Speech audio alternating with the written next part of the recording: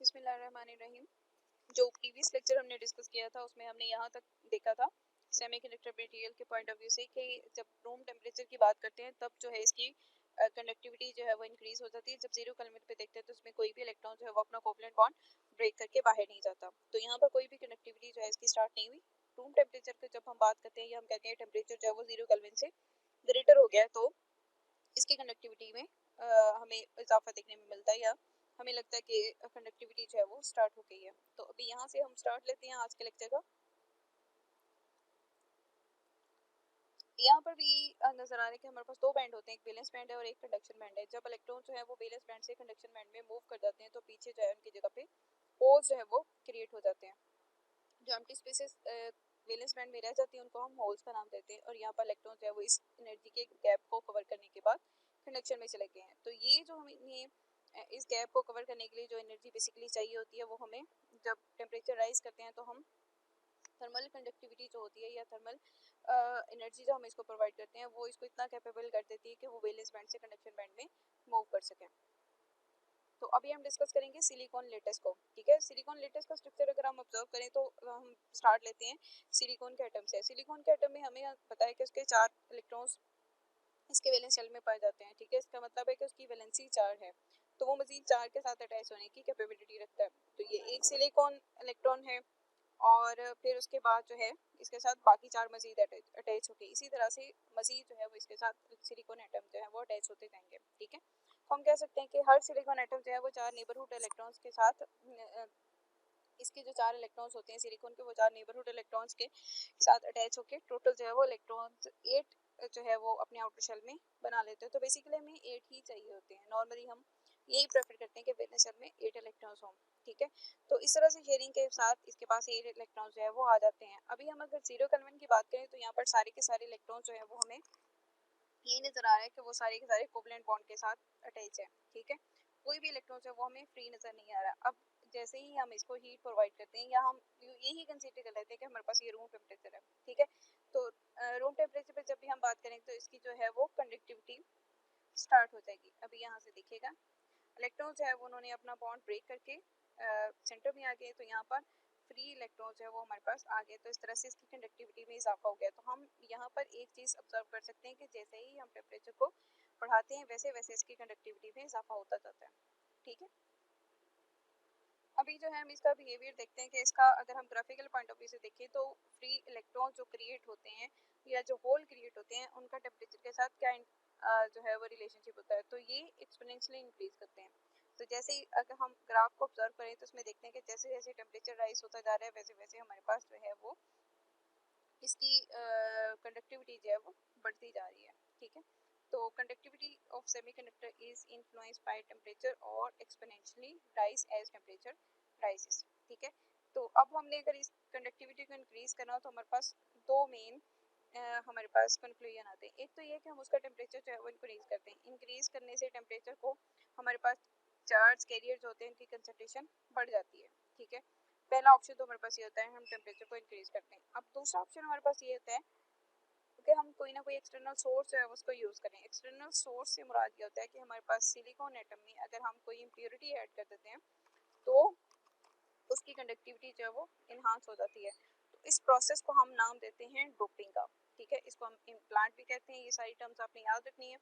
तो डोपिंग का जो प्रोसेस होता है इसमें हम कोई इम्प्योरिटी जो है वो ऐड करते हैं। इम्प्योरिटी जो हम ऐड कर रहे होते हैं वो हमारे पास उसके भी दो ऑप्शन होते हैं फर्दर। एक तो ये होता है कि हम थर्ड ग्रुप के एलिमेंट्स को अटैच करें या हम फिफ्थ ग्रुप के एलिमेंट्स को अटैच करें। तो अभी पीरियोडिक टेबल से मैं क्लियरली बता देती हूँ। ये हमारे पास पीरियोडिक टेबल है, इसमें हमने फोर्थ ग्रुप के एलिमेंट्स को कहा हुआ है कि ये हमारे पास सेमीकंडक्टर मटेरियल्स हैं। ठीक है, ये हमारे पास थर्ड ग्रुप है, ये हमारे पास फिफ्थ ग्रुप है। ठीक है, तो जो थर्ड ग्रुप के एलिमेंट्स हैं इनके पास वैलेंस शेल में 3 इलेक्ट्रॉन्स होंगे। जो फिफ्थ ग्रुप है इनके पास 5 इलेक्ट्रॉन्स होंगे जब ये इसके साथ अटैच होंगे। अगर तो थर्ड ग्रुप के एलिमेंट्स फोर्थ ग्रुप के एलिमेंट के साथ अटैच होते हैं तो टोटल इलेक्ट्रॉन हमारे पास वैलेंस में 7 बनेंगे। मतलब अभी भी हमें एक इलेक्ट्रॉन जो है उसकी जगह खाली है। हमें 8 चाहिए, यहाँ पर 7 बनते हैं।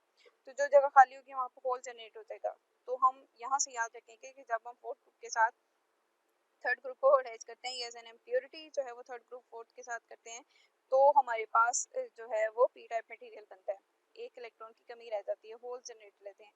जब फिफ्थ ग्रुप के साथ करते हैं तो हमारे पास एक इलेक्ट्रॉन एक्सेस में आता है तो हमारे पास एन टाइप मटेरियल बनता है। मतलब यूँ कह सकते हैं कि इन दोनों के कम्बिनेशन से हमारे पास एन टाइप मटेरियल बनेगा और इन दोनों के पी टाइप मटेरियल बनेगा। ठीक है, एक्सचेंजिंग मटेरियल को अगर मैं दोबारा से रिवाइज करा दूँ, एक्सचेंजिंग मटेरियल हमारे पास ये होता है कि हमने सिलिकॉन, या हम यूँ कह ले सकते हैं जनरल ओवरव्यू में कि हमारे पास कोई भी इम्प्योरिटी थी, ठीक है, थर्ड ग्रुप की या फिफ्थ ग्रुप की, ठीक है, उसको हमने जब कंबाइन किया सिलिकॉन के साथ या जर्मेनियम के साथ या ओवरऑल हम कह सकते हैं सेमीकंडक्टर के साथ, ठीक है, तो जो रिजल्टेंट में हमारे पास मटेरियल आता है उसको हम नाम देते हैं एक्सचेंजिंग का। इसी को ही यहाँ पर बताया गया है कि जब एक क्रिस्टल जो है वो डोप की जाती है किसी इम्प्योरिटी के साथ, ठीक है, तो हमारे पास रिजल्टेंट में या तो हमें एन टाइप मटेरियल मिलता है या हमें पी टाइप मटेरियल मिलता है। तो हमारे पास इम्प्योरिटीज भी दो तरह की आ जाती हैं, एक डोनर आ जाती है और दूसरी हमारे पास एक्सेप्टर आ जाती है। डोनर में क्या होता है, डोनर से मुराद ये होता है एक चीज़ जो डोनेट करने वाला होता है, ठीक है, तो फिफ्थ ग्रुप के एलिमेंट्स होते हैं उनके पास एक इलेक्ट्रॉन एक्सेस में होता है, तो वो जो है वो एक इलेक्ट्रॉन हमें एक्स्ट्रा दे देते हैं, तो वो डोनर इम्प्योरिटीज में आते हैं। जबकि एक्सेप्टर वाले में क्या होता है कि उनके पास ऑलरेडी 3 इलेक्ट्रॉन्स होते हैं, मतलब कम होता है, तो होल जनरेट हो जाते हैं। ठीक है, दोनों सूरतों में हमारे पास दो मटेरियल आ जाते हैं, एक में हमारे पास एन टाइप मटेरियल आ जाता है, दूसरे में हमारे पास पी टाइप मटेरियल आ जाता है। तो आपने ऑब्जेक्टिव पॉइंट ऑफ व्यू से इनके जो इम्प्योरिटीज के नाम है ये याद रखने हैं, ठीक है, कि कौन सी इम्प्योरिटी जो है वो किस ग्रुप में लाई करती है, तो वहाँ से आपको इसकी डिटेल्स जो है वो याद रह जाएगी। यहाँ पर सिलिकॉन एटम हमने लिया हुआ है, ठीक है, अब इस साइड पे ऊपर पे जो है वो हमने फिफ्थ ग्रुप के एलिमेंट्स रखे हुए हैं, यहाँ पर थर्ड ग्रुप के, ये बीच में इनका एनर्जी का गैप है, ठीक है, तो जब ये इसके साथ अटैच होंगे तो पी टाइप मटेरियल बन जाएगा, जब इसके साथ अटैच होंगे तो हमारे पास एन टाइप मटेरियल बन जाएगा।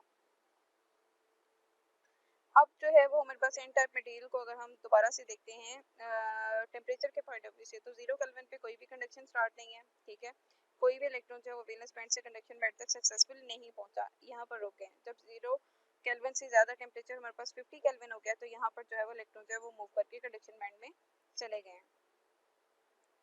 यही सिचुएशन पी टाइप मटेरियल के साथ है, कोई भी होल क्रिएट नहीं हुआ 0 केल्विन पे, लेकिन जब 50 केल्विन की बात की तो यहाँ पर होल जो है वो क्रिएट हो गए, ठीक है। अब इन दोनों को कंबाइन वे में देखते हैं, ये हमने थर्ड ग्रुप का जो है वो एल्यूमिनियम ऐड किया और यहाँ पर फिफ्थ ग्रुप से ये Sb जो है वो हमने यहाँ पर ऐड किया है, तो फिफ्थ ग्रुप का अटैच करने से हमारे पास फ्री इलेक्ट्रॉन जो है वो एक्सेस में आ गए हैं और यहाँ पर होल जो है वो एक्सेस में आ गए, ठीक है।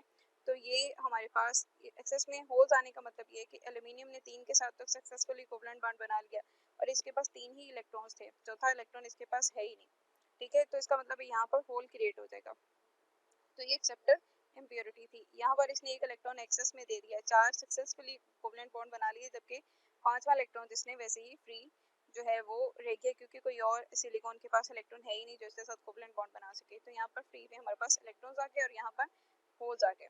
तो ये जो है हमने इस तरह से पी टाइप और एन टाइप मटेरियल जो है वो जनरेट कर लिया। अभी अगर हम यहाँ तक थर्मल बिहेवियर के तौर पे जब हम डिस्कशन कर रहे थे सिलिकॉन लेटिस की, तो यहाँ तक हम ऑब्जर्व कर चुके थे। अब हम यहाँ पर देखेंगे जब हम कोई भी इम्प्योरिटी ऐड करें, दोबारा से दिखा देती हूँ कि अभी हमने इम्प्योरिटी ऐड की, इम्प्योरिटी चीज़ जो ऐड की है ये फिफ्थ ग्रुप के एलिमेंट की है, ठीक है, तो इसका मतलब है कि ये इलेक्ट्रॉन जो है एक्सेस में देगी, ठीक है, ये इलेक्ट्रॉन आपको एक्सेस में नजर आ गए। अब ये इलेक्ट्रॉन जो है वो पहले से क्रिएट किए हुए जो होल्स हैं वहाँ पर जाएंगे और उन होल्स को ओवरकम करने की कोशिश करेंगे, तो इस तरह से इलेक्ट्रॉन्स का जो फ्लो है वो स्टार्ट हो गया, तो इस तरह से हमारे पास एन टाइप सेमीकंडक्टर बन गया। अब जो है वो नेक्स्ट हम उसी लेटिस को लेंगे, अब हम इसके साथ जो है वो ट्राइवेलेंट इम्प्योरिटी ऐड करेंगे या हम इसको पी टाइप मटेरियल बनाने की कोशिश करेंगे। तो ये इसका बिल्कुल पहले वाला जो स्ट्रक्चर था वो हम डिस्कस कर चुके थे, इसमें अब जो है वो हम थर्ड ग्रुप के एलिमेंट की इम्प्योरिटी जो है वो हम ऐड करें, जैसे इसमें हमने अभी बोरॉन को ऐड किया है तो इसमें होल्स जनरेट हो गए हैं, ठीक है, यहाँ से हाईलाइट भी होगी कि यहाँ पर ये होल्स जनरेट हो गए हैं, तो ये हमारे पास पी टाइप मटेरियल बन गया।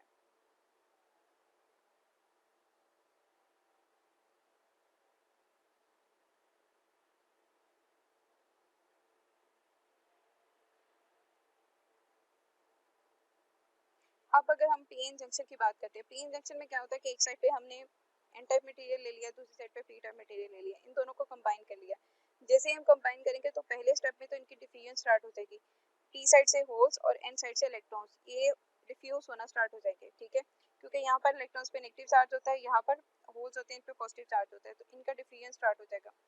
तो इस तरह से हम इसको डिफ्यूजन के प्रोसेस को भी क्लियरली देख लेते हैं। हम इसको रिलेट कर लेते हैं कि हमारे पास फर्ज कर लेते हैं दो बॉक्सेस हैं, एक में हमारे पास रेड मॉलिक्यूल्स है, दूसरे में ब्लू है, ठीक है। अभी हमने इनको कंबाइन कर दिया है, बैरियर हटा दिया है, तो हमारे पास इस तरह से इनका मिक्सचर सा जो है वो हमें मिल जाएगा। इसको हम नाम देते हैं होमोजेनियस मिक्सचर का। बिल्कुल इसी तरह से हमारे पास जब हम पी एन जंक्शन को कंबाइन करते हैं तो पी टाइप और एन टाइप, ठीक है, इसके होल्स और इसके इलेक्ट्रॉन्स है वो आपस में डिफ्यूज करते हैं।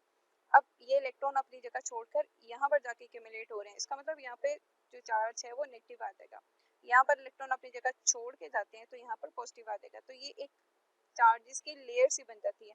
आप यूँ समझ लें कि ये एक बैरियर बन जाता है इनके मजीद फ्लो को रोकने के लिए, ठीक है। इस बैरियर को हम डिप्लीशन रीजन का नाम देते हैं। डिप्लीशन रीजन जो होता है ये डिपेंड करता है फर्दर कि अगर आप इसके साथ कोई बैटरी अटैच करते हैं, फर्ज करें यहाँ पर आप इसके साथ कोई बैटरी जो है वो अटैच करते हैं, ठीक है, तो इसके टर्मिनल को ध्यान रखते हैं। अगर बैटरी का पॉजिटिव टर्मिनल इसके पॉजिटिव के साथ अटैच करते हैं और अगर इसका नेगेटिव टर्मिनल जो है वो एन के साथ अटैच करते हैं आप इस तरह से, ठीक है, ये पॉजिटिव टर्मिनल है बैटरी का और ये नेगेटिव टर्मिनल है, तो जो है ये बैरियर कम होता जाएगा। लेकिन अगर आप ऑपोजिट करते हैं, नेगेटिव इस साइड पे और पॉजिटिव इस साइड पे, मींस पी साइड के साथ नेगेटिव और एन साइड के साथ पॉजिटिव, तो इसमें क्या होगा, ये पॉजिटिव है, ठीक है, यहाँ पर होल्स है, यहाँ पर आपने अगर नेगेटिव टर्मिनल कर दिया तो इनकी आपस में ही क्या हो जाएगी, अट्रैक्शन हो जाएगी, ये बैरियर जो है वो बढ़ता जाएगा। यहाँ पर भी ये एन साइड है, यहाँ पर इलेक्ट्रॉन्स है, यहाँ पे अगर आपने पॉजिटिव टर्मिनल कर दिया तो इनके आपस में ही जो है वो अट्रैक्शन की फोर्स हो जाएगी, यहाँ से कोई भी फ्लो होगा ही नहीं। तो ये रीजन जो है वो डिप्लीशन रीजन ये बढ़ता जाएगा, ये बैरियर बढ़ता जाएगा। ये वाला जो केस है हम इसको रिवर्स बाइस का नाम देते हैं, इसके जो ऑपोजिट होता है उसको हम फॉरवर्ड बाइस का नाम देते हैं। ये टर्म्स भी हम बारी बारी जो है वो डिस्कस करेंगे, ठीक है। सिंपल वे में यहाँ से समझा देती हूँ कि ये हमारी इक्विलिब्रियम स्टेट है। इक्विलिब्रियम स्टेट से मुराद ये कि ये पी साइड है और ये एन साइड है, ये जो डिफ्यूजन होना था वो हो चुका है, यहाँ पर कोई भी बैटरी जो है वो अटैच नहीं है, ठीक है, ओपन सर्किट है यहाँ पर इस सेट में। तो ये अपनी ओरिजिनल स्टेट में ही है, मतलब आपके पास जो बैरियर था वो इतना है, मतलब वी नॉट की वैल्यू आपके पास यहाँ से लेके यहाँ तक है। यहाँ से अगर आपने मतलब इधर से अगर आपने इधर मूव करना है तो आपको इतना बैरियर जो है वो मूव करना पड़ेगा या इसको ओवरकम करना पड़ेगा, ठीक है। लेकिन अगर आप इसका जो टर्मिनल है बैटरी का पॉजिटिव टर्मिनल पी के साथ और इसका नेगेटिव टर्मिनल एन के साथ अटैच करते हैं तो इसका जो बैरियर है वो अब यहाँ पर देखें, यहाँ पर इसकी वैल्यू इतनी है और यहाँ पर इसकी वैल्यू कम हो गई है, यहाँ पर भी देखें तो इसका विड्थ जो है वो कम हो जाएगी। तो ये फॉरवर्ड बाइस कंडीशन आ गई। अब रिवर्स बाइस में क्या होता है, ऑपोजिटली हमने जोड़ दिया, नेगेटिव को पॉजिटिव के साथ और पॉजिटिव को नेगेटिव के साथ, तो इनके आपस में रिडक्शन हो जाएगी, इस साइड से कोई फ्लो होगा ही नहीं। तो ये बैरियर आप देखें कि ये कितना बढ़ गया है, ठीक है। ये बताया हुआ है कि इस तरह से हमारे पास जब हम बैटरी के टर्मिनल्स के साथ इसको अटैच करते हैं, पी एन जंक्शन जब हमारे पास इस तरह से बिहेव करता है।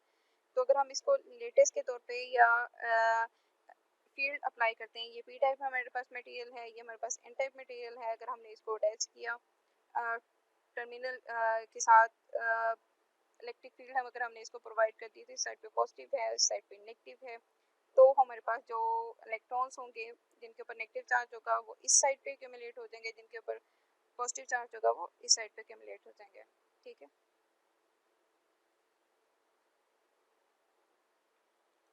अब इसके अगर हम कुछ रिव्यू कर लेते हैं कुछ टर्म्स का जो हमने अभी डिस्कस किए हैं, तो उसमें हम टेम्परेचर का इफेक्ट अभी हमने डिस्कस किया, तो उसमें है कि टेम्परेचर को जैसे जैसे हम इंक्रीज करते जाते हैं वैसे वैसे कंडक्टिविटी जो है वो इंक्रीज हो जाती है। डोपेंट जो है वो हमारे पास कंडक्टिविटी को इंक्रीज करने के लिए होते हैं, उस पर हमने उसकी बेस पे ही हमारे पास एन टाइप और पी टाइप मटेरियल जो है वो जनरेट होता है। इन पैरामीटर्स को अगर हम ऐड करते हैं तो ये मटेरियल की कंडक्टिविटी पे इम्पैक्ट करते हैं।